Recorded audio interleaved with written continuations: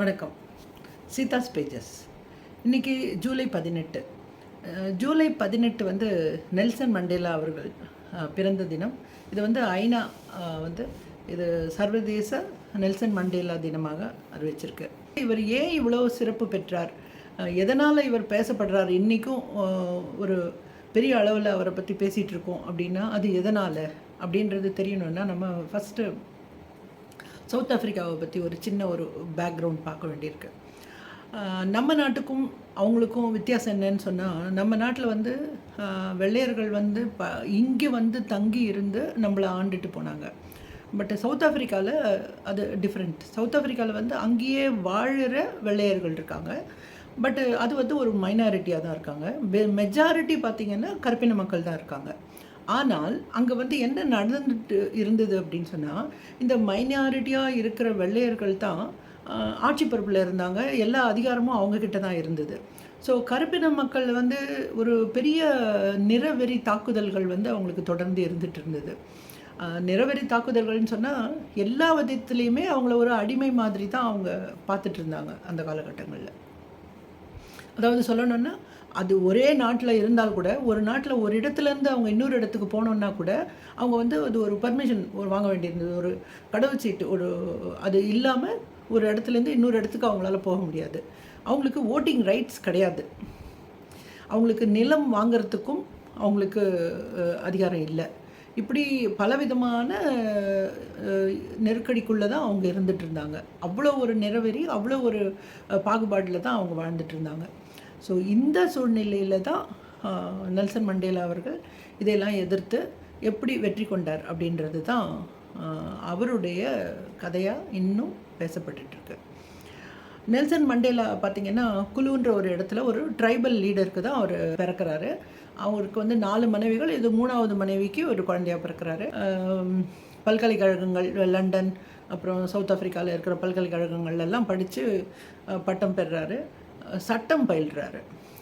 சட்டம் பயின்றாலும் அங்கே என்னன்னா உங்களுக்கு சிக்கல் வந்து, சட்டம் வந்து அவர் அங்கே வந்து ஒரு நிறுவனமாக நடத்தி அவரால் ப்ராக்டிஸ் பண்ண முடியல. அதுக்கு அவங்க அனுமதி கொடுக்க மாட்டேன்றாங்க.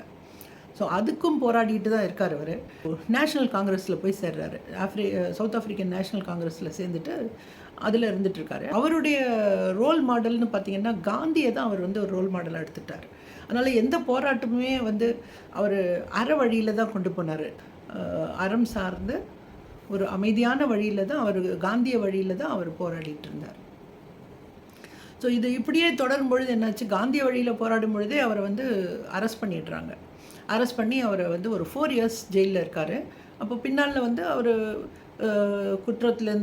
குற்றம் நிரூபிக்கப்படலைன்னு சொல்லி அவர் ரிலீஸ் பண்ணிடுறாங்க. சிறைக்கு போயிட்டு வந்த பிறகும் இன்னும் ஒரு பெரிய போராட்டமாக பண்ணணுன்ற ஒரு இதோட திருப்பியும் ஒரு போராட்டம் நடத்துகிறாரு. அந்த போராட்டத்தில் என்ன ஆகுதுன்னா, இதுவும் அறவழி போராட்டம், ரொம்ப அமைதியான போராட்டம் தான். ஆனால் போலீஸ் வந்து அதை நிறைய அடக்குமுறையெல்லாம் செஞ்சு ஷூட் பண்ணி 69 பேர் அதில் இறந்து போகிறாங்க. இது வந்து அவரை ரொம்ப சிந்திக்க வச்சிருச்சு.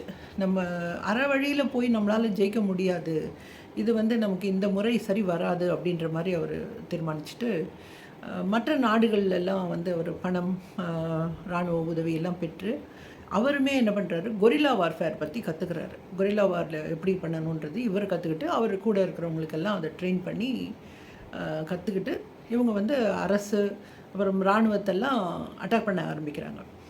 இப்படி அட்டாக் பண்ண ஆரம்பிக்கும்போது கவர்மெண்ட் என்ன பண்ணுதுன்னா, இவரையும் ஒரு நேஷ்னல் காங்கிரஸில் இருக்கிற ஒரு 10 தலைவர்களை அரெஸ்ட் பண்ணுறாங்க. அரெஸ்ட் பண்ணிவிட்டு அவருடைய கோர்ட்டுக்கு போயிட்டு அவருக்கு 27 ஆண்டு சிறை தண்டனை.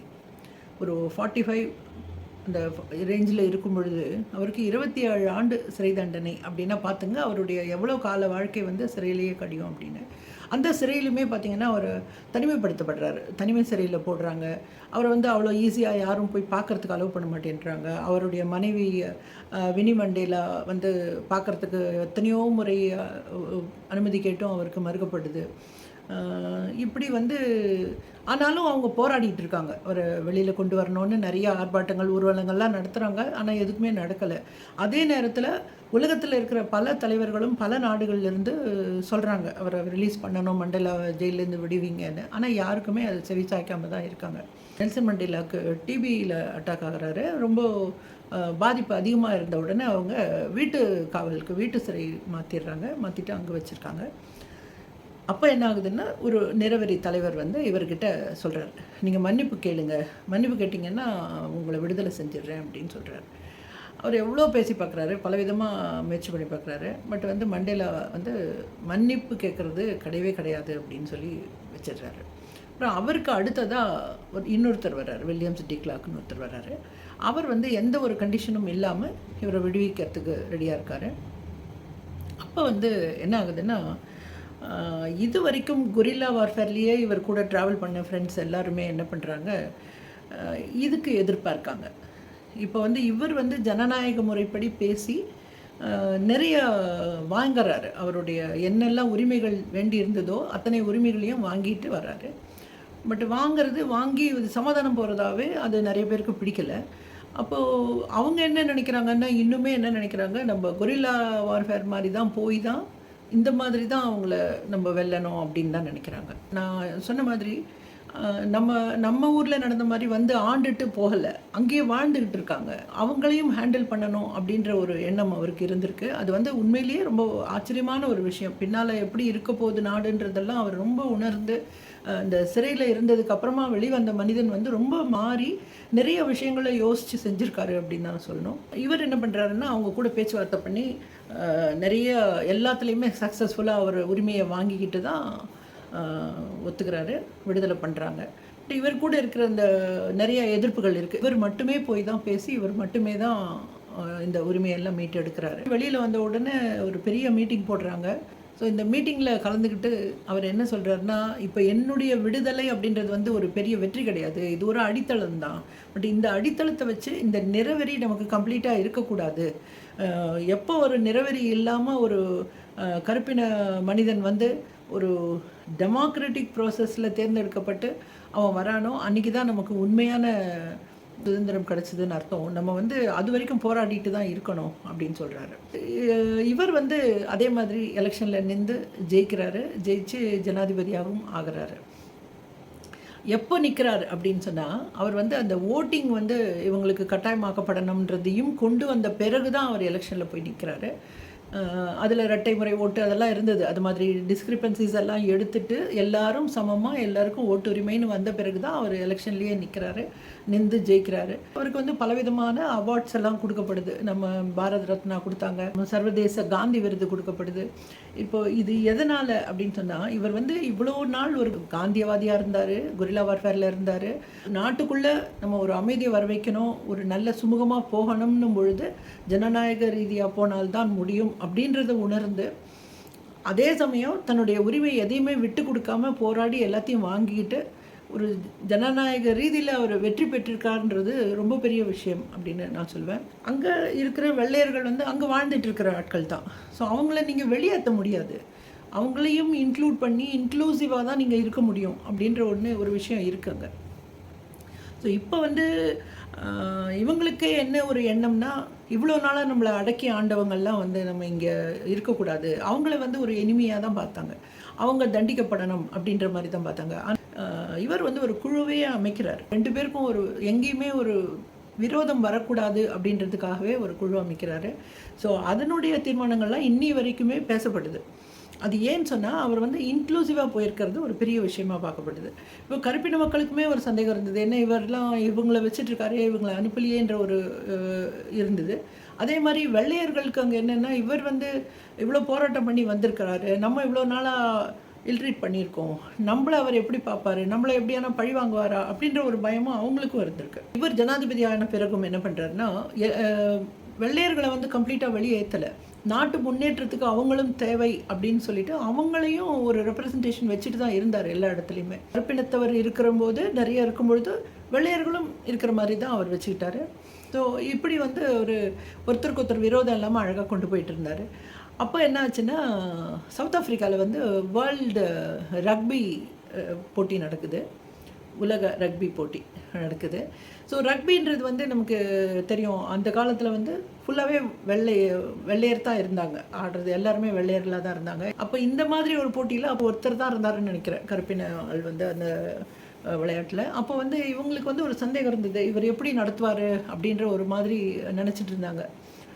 அப்போ வந்து கடைசியாக அன்னைக்கு போட்டி நடக்கிற அன்னைக்கு கொஞ்ச நேரத்துக்கு முன்னாடி மண்டேலா வந்து அந்த கேப்டன் போட்டிருக்க டிஷர்ட் மாதிரியே போட்டுட்டு உள்ளே போய் எல்லாரையும் வாழ்த்து சொல்லி அவங்களெல்லாம் ஒரு சந்தோஷப்படுத்திட்டு வெளியில் வந்திருக்காரு. ஸோ அவங்க வந்து அன்றைக்கி நியூசிலாந்து கூட விளையாடி அவங்க ஜெயிச்சிருக்காங்க.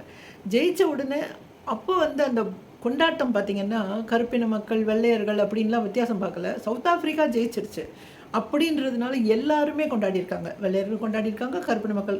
அப்போ தான் வந்து அவங்களுக்கு வந்து ஒரு நம்பிக்கை வந்திருக்கு, நம்மளை வந்து பிரித்து பார்க்கல, நம்மளை பழி வாங்கணும்னு நினைக்கல, நம்மளையும் ஒன்றா தான் கொண்டு போகிறாரு அப்படின்ற நம்பிக்கை அவங்களுக்கு அப்போ தான் வந்திருக்கு. ஸோ இந்த மாதிரி 2 குரூப்பையுமே அவர் வந்து ரொம்ப அழகாக ஹேண்டில் பண்ணி 2 பேரையுமே ஒன்றா சேர்த்துட்டார். இன்றைக்கும் நம்ம பார்க்குறோம் சவுத் ஆஃப்ரிக்கா கிரிக்கெட் டீம்லாம் பார்த்திங்கன்னா பிளாக்கும் இருப்பாங்க, ஒயிட்டும் இருப்பாங்க. ஸோ நிறைய பிளாக்ஸ் வந்துட்டாங்க அதுக்கப்புறமா. ஸோ இந்த ஒரு சூழலுக்கு அவர் நெல்சன் மண்டேலா தான் காரணமாக இருந்தார் அப்படின்னு நான் சொல்லணும். ஸோ டோட்டலி சொல்லணும் அப்படின்னா, ஒரு பெரிய போராட்டத்துக்கு அப்புறமா ஒரு நாடு சுபிட்சமாக வரணும்னா ஒரு டெமோக்ராட்டிக் வேல தான் போகணும் அப்படின்றத ரொம்ப அழகாக புரிஞ்சுக்கிட்டு 71 வயசில் தான் அவர் வெளியில் வந்திருக்காரு. அவ்வளோ வருஷம் சிறைவாசம் வந்து அவரை ரொம்ப ஒரு பண்பட்ட மனிதராகவே மாற்றிருக்கு. ஏற்கனவே அவர் அப்படி தான் இருந்தார், முதல்ல காந்தி வழியில் தான் இருந்தவர் தான். ஆனால் இந்த நாட்டுக்காக சிந்திச்சு ஒரு அழகான முடிவை எடுத்து இது இன்க்ளூசிவாக 2 பேரையும் வெள்ளையர்களையும் இன்க்ளூசிவாக எடுத்துகிட்டு போனது அப்படின்றது ஒரு பெரிய விஷயம். 2வது அந்த 2 பேருக்கும் அந்த பகைமை இல்லாமல் கொண்டு போனோம் அப்படின்னு நினச்சது மிகப்பெரிய விஷயமா இருந்தது. கருப்பின மக்களுக்கு எந்த அளவுக்கு தைரியத்தை கொடுத்தாரோ அதே அளவுக்கு வெள்ளையருக்கும் நான் உங்களுக்கும் ஒரே நடுநிலைமையாக தான் இருப்பேன்றதையும் உணர்த்தியிருந்தார். ஸோ இதுதான் அவருடைய மிகப்பெரிய சிறப்பு. இதுதான் நம்ம கற்றுக்க வேண்டிய விஷயம் அப்படின்னு நான் நினைக்கிறேன். இந்த கருத்துக்களை நெல்சன் மண்டேலா அவர்களுடைய பிறந்த தினமான இன்னைக்கு உங்கள் கூட பகிர்ந்துக்கணும்னு நினச்சேன். இவ்வளோ நேரம் இந்த வீடியோ பார்த்த எல்லாருக்கும் நன்றி. நான் மீண்டும் வேறு ஒரு சந்தர்ப்பத்தில் சந்திக்கலாம். நன்றி, வணக்கம்.